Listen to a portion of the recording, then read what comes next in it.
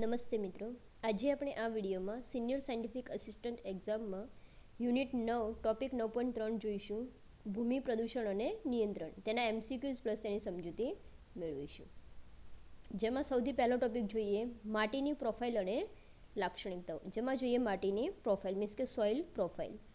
માટી જમીનના સ્તરોના ઊભા છેદ દ્વારા બનેલી છે, જેને હોરિઝન્સ કહેવાય છે. જેના મુખ્ય સ્તરો જોઈએ ઓ સ્તર જે સેન્દ્રિય પદાર્થ, એ સ્તર ઉપરને કાળી ફળદ્રુપ માટી, બી સ્તર ઉપમાટી, સી સ્તર મૂળ ખડક પદાર્થો અને આર સ્તર મીન્સ કે કઠણ ખડક. આ પછી માટીની લાક્ષણિકતાઓ જોઈએ તો સૌથી પહેલું છે તેની રચના જોઈએ. માટીના કણોનું પ્રમાણ રેતી કાંપ માટી જે તેની પોત નક્કી કરે છે મીન્સ કે માટીના કણોનું પ્રમાણ જે તેની પોત નક્કી કરે છે. પછી બંધારણ જોઈએ તો માટીના કણો જે રીતે ગોઠવાયેલા હોય છે તેને આપણે શું કહીશું, તેનું બંધારણ. પીએચ મૂલ્ય જોઈએ તો માટીની એસિડિટી અથવા તો આલ્કલાઇનિટી દર્શાવે છે. સામાન્ય રીતે 6.5 થી 7.5 આદર્શ ગણાય છે. આનું પીએચ મૂલ્ય જે આદર્શ કહીએ 6.5 થી 7.5 સુધીનું. પછી જોઈએ પારગમ્યતા, પાણી શોષવાની અને પસાર થવાની ક્ષમતા મીન્સ કે પરમિએબિલિટી. એના પછી જોઈએ માટીનું મહત્વ એક સંસાધન તરીકે કે એની ઇમ્પોર્ટન્સ શું છે. તો સૌથી પહેલાં જોઈએ જીવનનો આધાર. પૃથ્વી પરના તમામ જીવંત સજીવો માટે પ્રત્યક્ષ કે પરોક્ષ રીતે ખોરાક પૂરો પાડે છે. પછી કૃષિ અને ખાદ્ય સુરક્ષામાં જોઈએ તો પાક ઉગાડવા માટેનું મુખ્ય માધ્યમ છે. જળચક્ર નિયંત્રણમાં જોઈએ તો વરસાદી પાણીને ફિલ્ટર કરે છે અને ભૂગર્ભ જળ ભંડારને રિચાર્જ કરવામાં મદદ કરે છે. પછી જોઈએ આવાસ. તો અસંખ્ય સૂક્ષ્મજીવો, કીડીઓ, અળસિયા અને પ્રાણીઓનું કુદરતી રહેઠાણ છે. ઇજનેરી અને બાંધકામમાં જોઈએ તો ઇમારતો, રસ્તાઓ અને અન્ય માળખાઓ માટે પાયા તરીકે ઉપયોગી છે. માટીના પ્રદૂષણના સ્ત્રોત જોઈએ. સૌથી પહેલું છે ઔદ્યોગિક કચરો. ચામડા ઉદ્યોગ, કાપડ મિલો, રાસાયણિક પ્લાન્ટ્સમાંથી નીકળતો ઝેરી અને બિનઉપચારિક પ્રવાહી કચરો. એના પછી જોઈએ રાસાયણિક ખાતરો અને જંતુનાશકો. કૃષિમાં નાઇટ્રોજન અને ફોસ્ફરસયુક્ત ખાતરોનો અતિરેક, DDT, લિન્ડેન જેવી પ્રતિબંધિત જંતુનાશકોનો ઉપયોગ. એના પછી જોઈએ ભારે ધાતુઓ. સીસુ, પારો, કેડમિયમ, ક્રોમિયમ જેવા તત્વો જે બેટરી, ઈ કચરો અને ઔદ્યોગિક પ્રક્રિયાઓમાંથી આવે છે. પછી કચરાનો નિકાલ જોઈએ. પ્લાસ્ટિકની થેલીઓ, કાચ, ધાતુના ટુકડાઓ અને હોસ્પિટલનો કચરો જે કુદરતી રીતે વિઘટિત થતા નથી. માટી પ્રદૂષકોની હાનિકારક અસરો જોઈએ તો સૌથી પહેલું છે વનસ્પતિ ઉપર શું અસર થશે. માટીની ફળદ્રુપતા ઘટે છે અને પાક ઉત્પાદન ઓછું થાય છે. ઝેરી તત્વો છોડમાં સંચિત થાય છે અને ખાદ્ય શૃંખલા દ્વારા મનુષ્યો સુધી પહોંચે છે. પછી પ્રાણીઓ પર શું અસર થશે. માટીના સૂક્ષ્મજીવો અને અળસિયા નાશ પામે છે, જે માટીના સ્વાસ્થ્ય માટે જરૂરી છે. પ્રાણીઓમાં સ્વાસ્થ્ય સમસ્યાઓ અને મૃત્યુનું જોખમ વધે છે. પછી ભૂગર્ભ જળ ઉપર જોઈએ મીન્સ કે ગ્રાઉન્ડ વોટર ઉપર શું એની અસર થાય છે. વરસાદના પાણી સાથે પ્રદૂષકો જમીનમાં ઉતરીને ભૂગર્ભ જળના સ્ત્રોતોને ઝેરી બનાવે છે. આ દૂષિત પાણી પીવાથી જળજન્ય રોગો ફેલાય છે. પછી જોઈએ માટી પ્રદૂષણ નિયંત્રણ માટેના પગલાં જોઈએ તો સૌથી પહેલું છે કચરાનું વ્યવસ્થાપન. 3Rનો સિદ્ધાંત અપનાવો મીન્સ કે રિડ્યુસ એટલે ઘટાડો કરો, રિયુઝ મીન્સ ફરીથી ઉપયોગ કરો અને રિસાયકલ મીન્સ એનો પુનઃ ઉપયોગ કરો મીન્સ કે 3Rનો સિદ્ધાંત અપનાવવો જોઈએ. પછી બીજું છે કચરાનું સ્ત્રોત પર વર્ગીકરણ કરવું. ભીનો કચરો, સૂકો કચરો, જોખમી કચરો, રીતે અલગ અલગ એનું વર્ગીકરણ મીન્સ કે વિભાજન કરવું. પછી છે કૃષિ પદ્ધતિઓમાં સુધારો. જૈવિક ખેતી અપનાવવી, રાસાયણિક ખાતરોને બદલે કમ્પોસ્ટ ખાતર અથવા તો લીલો પડવાશ વાપરવો, જંતુનાશકો માટે કુદરતી ઉપચારનો ઉપયોગ કરવો. એના પછી જોઈએ ઔદ્યોગિક નિયંત્રણ. ઉદ્યોગો માટે કડક કાયદાકીય નિયંત્રણ અને ગુજરાત પ્રદૂષણ નિયંત્રણ બોર્ડના ધોરણોનું પાલન અનિવાર્ય બનાવવું. કચરાનો નિકાલ કરતાં પહેલાં ટ્રીટમેન્ટ પ્લાન્ટમાં શુદ્ધિકરણ કરવું. પછી છે એની જાગૃતિ અને શિક્ષણમાં જોઈએ તો લોકોમાં માટીના મહત્વ અને પ્રદૂષણની ગંભીર અસરો વિશે જાગૃતિ ફેલાવવી. પછી પ્લાસ્ટિક મુક્ત અભિયાનને પ્રોત્સાહન આપવું મીન્સ કે પ્લાસ્ટિકનો વધુ પડતો ઉપયોગ જે છે એને અટકાવવો જોઈએ. હવે આપણે આના MCQs જોઈશું. સૌથી પહેલું છે માટીના સ્તરોના ઊભા છેદને શું કહે છે. પહેલું છે માટીનું બંધારણ, બીજું છે માટીની રચના, ત્રીજું છે માટીની પ્રોફાઇલ અને ચોથું છે માટીનું ધોવાણ. તો અહીં જવાબ શું આવશે, માટીના સ્તરોના ઊભા છેદને આપણે માટીની પ્રોફાઇલ મીન્સ કે સોઇલ પ્રોફાઇલ કહીએ છીએ. એના પછીનો પ્રશ્ન જોઈએ. ઉપરની ફળદ્રુપ માટીનું સ્તર સામાન્ય રીતે કયા નામે ઓળખાય છે. પહેલું છે સી સ્તર, બીજું છે આર સ્તર, ત્રીજું છે બી સ્તર અને ચોથું છે એ સ્તર. જવાબ આવશે અહીંયા ડી, એ સ્તર. ઉપરની ફળદ્રુપ માટીનું જે સ્તર હોય છે તેને આપણે એ સ્તર કહીશું. એના પછી જે માટીના કણોનું પ્રમાણ રેતી કામ માટી શું નક્કી કરે છે. પહેલું છે પીએચ મૂલ્ય, બીજું છે માટીની રચના, ત્રીજું છે માટીની પ્રોફાઇલ અને ચોથું છે માટીનું બંધારણ. તો જવાબ આવશે બી અહીંયા માટીની રચના. એના પછીનો પ્રશ્ન જોઈએ, આદર્શ કૃષિ માટી માટે પીએચ મૂલ્ય આશરે કેટલું હોવું જોઈએ? પહેલું છે 3 થી 4.5, બીજું છે 6.5 થી 7.5, ત્રીજું છે 8.5 થી 10.0 અને ચોથું છે 1.0 થી 2.0. જવાબ આવશે બી અહીંયા 6.5 થી 7.5. એના પછીનો પ્રશ્ન જોઈએ, નીચેનામાંથી કયું માટીનું કુદરતી સંસાધન તરીકેનું મુખ્ય કાર્ય નથી? પહેલું છે કૃષિનો આધાર, બીજું છે ભૂગર્ભ જળ રિચાર્જ, ત્રીજું છે વાતાવરણમાં ઓક્સિજન ઉમેરવો અને ચોથું છે જૈવ વિવિધતાને ટેકો આપવો. તો જવાબ આવશે સી અહીંયા વાતાવરણમાં ઓક્સિજન ઉમેરવો. એના પછીનો પ્રશ્ન જોઈએ, ઉદ્યોગમાંથી નીકળતો અશુદ્ધ પ્રવાહી કચરો માટીમાં શું ઉમેરે છે? તો જવાબ આવશે પહેલો ઓપ્શન છે ઓક્સિજન, બીજું છે નાઇટ્રોજન, ત્રીજું છે ભારે ધાતુઓ અને રસાયણો અને ચોથું છે સેન્દ્રિય પદાર્થો. જવાબ આવશે સી અહીંયા ભારે ધાતુઓ અને રસાયણો. એના પછીનો પ્રશ્ન જોઈએ, કૃષિમાં કયા રસાયણોનો વધુ પડતો ઉપયોગ માટી પ્રદૂષણનું મુખ્ય કારણ છે? પહેલું છે કમ્પોસ્ટ ખાતર અને લીલો પડવાશ, બીજું છે નાઇટ્રોજન અને ફોસ્ફરસ ખાતરો, ત્રીજું છે માત્ર પાણી અને ચોથું છે રેતી અને કામ.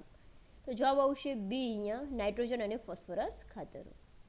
એના પછીનો પ્રશ્ન જોઈએ, નીચેનામાંથી કઈ ભારે ધાતુ માટે પ્રદૂષક છે? પહેલું છે સોનું, બીજું છે ચાંદી, ત્રીજું છે પારો અને ચોથું છે લોખંડ. જવાબ આવશે સી અહીંયા પારો, જે ધાતુ માટે પ્રદૂષક છે. એના પછીનો પ્રશ્ન જોઈએ, કયો કચરો કુદરતી રીતે વિઘટિત થતો ન હોવાથી માટી માટે ગંભીર પ્રદૂષક છે? પહેલું છે શાકભાજીના અવશેષો, બીજું છે કાગળ, ત્રીજું છે પ્લાસ્ટિકની થેલીઓ અને ચોથું છે સૂકા પાંદડા. તો જવાબ આવશે સી અહીંયા પ્લાસ્ટિકની થેલીઓ. એના પછીનો પ્રશ્ન જોઈએ, માટી પ્રદૂષકો વરસાદના પાણી સાથે જમીનમાં ઉતરીને શું દૂષિત કરે છે? પહેલું છે હવા, બીજું છે ભૂગર્ભ જળ, ત્રીજું છે સપાટી પરનું વહેતું પાણી, ચોથું છે વાતાવરણ. તો જવાબ આવશે બી અહીંયા ભૂગર્ભ જળ. એના પછીનો પ્રશ્ન જોઈએ, માટીમાં ઝેરી તત્વોનું સંચય મીન્સ કે એક્યુમ્યુલેશન થવું અને ખાદ્ય શૃંખલામાં પ્રવેશવું તેને શું કહેવાય? પહેલું છે ફોટોસિન્થેસિસ, બીજું છે બાયોમેગ્નિફિકેશન અથવા તો બાયો એક્યુમ્યુલેશન, ત્રીજું છે પોષણ અને ચોથું છે ધોવાણ. જવાબ આવશે બી અહીંયા બાયોમેગ્નિફિકેશન અથવા તો બાયો એક્યુમ્યુલેશન. એના પછીનો પ્રશ્ન જોઈએ, કયા પ્રકારની ખેતી માટી પ્રદૂષણ ઘટાડવામાં મદદ કરે છે? પહેલું છે સઘન રાસાયણિક ખેતી, બીજું છે માત્ર જંતુનાશકો આધારિત ખેતી, ત્રીજું છે જૈવિક ખેતી અને ચોથું છે હાઇડ્રોપોનિક્સ મીન્સ કે માટી વગરની ખેતી. તો જવાબ આવશે સી અહીંયા જૈવિક ખેતી મીન્સ કે ઓર્ગેનિક ફાર્મિંગ. એના પછીનો પ્રશ્ન જોઈએ, 3R સિદ્ધાંતમાં નીચેનામાંથી શું સામેલ નથી? પહેલું છે રિડ્યુસ, બીજું છે રીયુઝ, ત્રીજું છે રિપેર અને ચોથું છે રિસાયકલ. તો જવાબ આવશે સી અહીંયા રિપેર, જે 3R સિદ્ધાંતમાં સામેલ નથી. એના પછીનો પ્રશ્ન જોઈએ, માટીની ફળદ્રુપતા જાળવવા માટે શું વાપરવું જોઈએ? પહેલું છે ડીડીટી જેવા જંતુનાશકો, બીજું છે ભારે ધાતુઓ, ત્રીજું છે કમ્પોસ્ટ ખાતર અને ચોથું છે પ્લાસ્ટિક કચરો. તો જવાબ આવશે સી અહીંયા કમ્પોસ્ટ ખાતર. એના પછીનો પ્રશ્ન જોઈએ, વનીકરણ માટી પ્રદૂષણ અટકાવવામાં કઈ રીતે મદદ કરે છે? પહેલું છે તે વધુ કચરો ઉત્પન્ન કરે છે, બીજું તે માટીનું ધોવાણ ઘટાડે છે, ત્રીજું તે ઉદ્યોગોને પ્રોત્સાહન આપે છે અને ચોથું તે ભૂગર્ભ જળને શોષી લે છે. તો જવાબ આવશે બી અહીંયા તે માટીનું ધોવાણ ઘટાડે છે. એના પછીનો પ્રશ્ન જોઈએ, કયા પ્રદૂષકને કારણે ખેતરમાં અળસિયાની સંખ્યા ઘટી શકે છે? પહેલું સેન્દ્રિય ખાતર, બીજું કાગળનો કચરો, ત્રીજું રાસાયણિક જંતુનાશકો, ચોથું લાકડાનો ભૂકો. તો જવાબ આવશે સી અહીંયા રાસાયણિક જંતુનાશકો. એના પછીનો પ્રશ્ન જોઈએ, માટી પ્રદૂષણથી વનસ્પતિ પર તાત્કાલિક શું અસર થાય છે?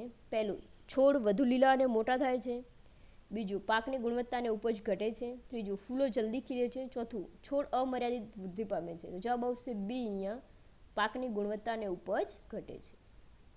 એના પછીનો પ્રશ્ન જોઈએ, માટીમાં રહેલ કયા તત્વના કારણે પીવાના પાણીમાં ફ્લોરાઇડનું પ્રમાણ વધી શકે છે? નોંધ, આ પ્રદૂષણ સંબંધિત છે પણ જળ પ્રદૂષણ સાથે વધુ જોડાયેલું છે. તો જવાબ અહીંયા જોઈએ, પહેલું એ આયોડિન, બીજું ફ્લોરાઇડ સંયોજનો, ત્રીજું સોડિયમ અને ચોથું પોટેશિયમ. તો જવાબ આવશે બી અહીંયા ફ્લોરાઇડ સંયોજનો. એના પછીનો પ્રશ્ન જોઈએ, કયું બોર્ડ ગુજરાતમાં ઔદ્યોગિક પ્રદૂષણ નિયંત્રણ માટે જવાબદાર છે? પહેલું છે જીઆઈડીસી, બીજું છે જીપીસીબી, ત્રીજું છે એએમસી અને ચોથું છે જીઈડીએ. તો જવાબ આવશે બી અહીંયા જીપીસીબી મીન્સ કે ગુજરાત પ્રદૂષણ નિયંત્રણ બોર્ડ. એના પછીનો પ્રશ્ન જોઈએ, માટીની પાણી શોષવાની ક્ષમતાને શું કહે છે? પહેલું છે ઘનતા, બીજું છે પારગમ્યતા, ત્રીજું છે પીએચ સ્તર અને ચોથું છે માટીની રચના. તો જવાબ આવશે બી અહીંયા પારગમ્યતા મીન્સ કે માટીની પાણી શોષવાની ક્ષમતાને આપણે પરમેબિલિટી કહીએ છીએ. એના પછીનો પ્રશ્ન જોઈએ, કયો સ્ત્રોત કુદરતી રીતે જમીનનો ભાગ છે પણ માનવ પ્રવૃત્તિઓથી પ્રદૂષક બને છે? તો જવાબ આવશે વાહનોનો ધુમાડો, બીજું છે ખાણકામમાંથી નીકળતો કચરો, ત્રીજું વરસાદ અને ચોથું છે સૂર્યપ્રકાશ. તો જવાબ આવશે બી અહીંયા ખાણકામમાંથી નીકળતો કચરો. એના પછીનો પ્રશ્ન જોઈએ, ખાદ્ય શૃંખલામાં પ્રદૂષકોનું પ્રવેશનું અંતિમ પરિણામ શું હોઈ શકે? પહેલું, માત્ર ઉપજમાં ઘટાડો, બીજું માત્ર પાણીનું શુદ્ધિકરણ, ત્રીજું માનવ સ્વાસ્થ્ય પર ગંભીર અસરો અને ચોથું વાતાવરણમાં સુધારો. તો જવાબ આવશે સી અહીંયા માનવ સ્વાસ્થ્ય પર ગંભીર અસરો. એના પછીનો પ્રશ્ન જોઈએ, બાયોપેસ્ટિસાઇડ્સ મીન્સ કે જૈવ જંતુનાશકોનો ઉપયોગ શા માટે પ્રોત્સાહિત કરવામાં આવે છે? પહેલું છે તે સસ્તા છે અને વધુ પ્રદૂષણ કરે છે, બીજું તે રાસાયણિક જંતુનાશકો કરતાં વધુ અસરકારક અને ઓછું નુકસાનકારક છે, ત્રીજું તે માત્ર સુશોભન માટે છે અને ચોથું તે માટીને સંપૂર્ણપણે જંતુમુક્ત કરે છે. તો જવાબ આવશે બી અહીંયા તે રાસાયણિક જંતુનાશકો કરતાં વધુ અસરકારક અને ઓછું નુકસાનકારક છે. એના પછીનો પ્રશ્ન જોઈએ, મ્યુનિસિપલ ઘન કચરાના અયોગ્ય નિકાલની સીધી અસર કોના પર થાય છે? પહેલું છે સમુદ્રની સપાટી પર, બીજું માટીની ગુણવત્તા પર, ત્રીજું ચંદ્રની સપાટી પર અને ચોથું છે વાતાવરણના ઉપરના સ્તરો પર. જવાબ આવશે બી અહીંયા માટીની ગુણવત્તા પર. એના પછીનો પ્રશ્ન જોઈએ, માટીના કયા ગુણધર્મથી પાકને પાણી અને પોષક તત્વો મળે છે? પહેલું છે રંગ, બીજું છે પીએચ સ્તર અને ફળદ્રુપતા, ત્રીજું છે માત્ર કદ અને ચોથું છે સુગંધ. તો જવાબ આવશે બી અહીંયા પીએચ સ્તર અને ફળદ્રુપતા. એના પછીનો પ્રશ્ન જોઈએ, ઔદ્યોગિક વિસ્તારોમાં કયા પ્રદૂષકને કારણે માટીની એસિડિટી વધી શકે છે?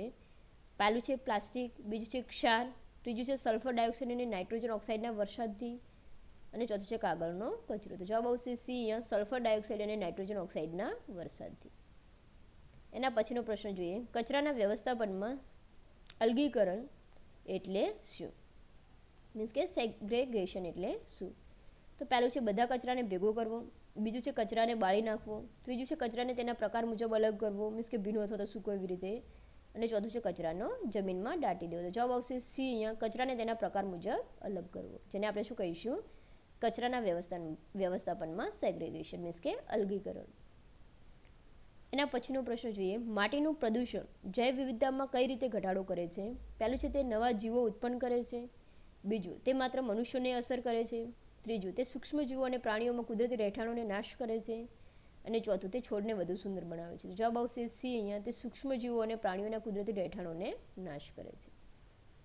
એના પછીનો પ્રશ્ન જોઈએ, કયા પ્રકારની માટીમાં પાણી સંગ્રહ ક્ષમતા સૌથી ઓછી હોય છે? પહેલો ચીકણી માટીમાં, બીજું ગોરાળુ માટીમાં, ત્રીજું રેતાળ માટીમાં અને ચોથું છે કાળી માટીમાં. તો જવાબ આવશે સી અહીંયા રેતાળ માટીમાં. એના પછીનો પ્રશ્ન જોઈએ, કયા પ્રદૂષકો ઈ કચરોમાં મુખ્યત્વે જોવા મળે છે મીન્સ કે ઈ વેસ્ટમાં મુખ્યત્વે જોવા મળે છે? પહેલું છે જૈવિક ખાતરો, બીજું છે પ્લાસ્ટિક અને ભારે ધાતુઓ, ત્રીજું છે માત્ર કાગળ અને ચોથું છે ફળો અને શાકભાજી. તો જવાબ આવશે અહીંયા ઈ કચરોમાં જોવા મળશે પ્લાસ્ટિક અને ભારે ધાતુઓ. એના પછીનો પ્રશ્ન જોઈએ, બાયોરેમિડિએશન ટેકનિકમાં માટી શુદ્ધ કરવા માટે કોનો ઉપયોગ થાય છે? પહેલું છે ભારે મશીનરીનો, બીજું છે રાસાયણિક દ્રાવકોનો, ત્રીજું છે સૂક્ષ્મજીવોનો અને ચોથું છે આગ લગાડવાનો. તો જવાબ આવશે સી અહીંયા સૂક્ષ્મજીવોનો ઉપયોગ થાય છે.